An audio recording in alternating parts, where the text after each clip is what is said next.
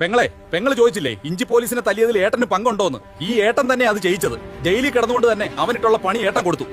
എനിക്ക് സംശയം ഉണ്ടായിരുന്നു ഏട്ടാ. എന്നാലും ബജിയാങ്ങളയോട് പോലും എന്റെ സംശയം ഞാൻ പറഞ്ഞില്ല.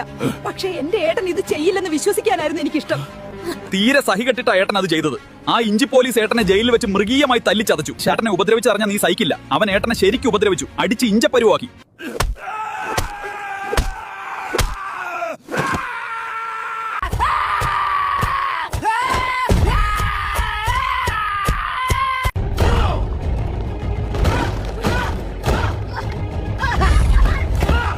പെങ്ങള് മാത്രമേ ഇതറിയാവൂ, വേറെ ആരോടും പറയരുത് കേട്ടോ. ആ ദുഷ്ടൻ ഇത്രയൊക്കെ ഏട്ടനെ ഉപദ്രവിച്ചിട്ടും ഏട്ടൻ എന്നോട് പറയാതിരുന്നത് എന്താ? ഇത് അറിഞ്ഞിരുന്നെങ്കിൽ ആ ഇഞ്ചി പോലീസിനുള്ള പണി ഞാൻ തന്നെ കൊടുത്തേനെ. ഏട്ടൻ നല്ല മുട്ടം പണിയാ തിരിച്ചു കൊടുത്തത്. ഏട്ടൻ പണി ഏൽപ്പിച്ച ആൾ ചില്ലറക്കാരനല്ല, ജഗജില്ലിയാണ് അവൻ. ജയിലിൽ വെച്ച് പരിചയപ്പെട്ടത് അവനെ. അവനെ കണ്ടാ തന്നെ ഒന്ന് പേടിക്കും. പക്ഷെ പളുങ്ക് മനസ്സാവൻ്റെത്. ഒരു പണി ഏൽപ്പിച്ചാൽ അവൻ നല്ല വൃത്തിക്ക് ചെയ്തോളും. അങ്ങനെയുള്ളവരുമായി എന്റെ ഏട്ടൻ കൂട്ടു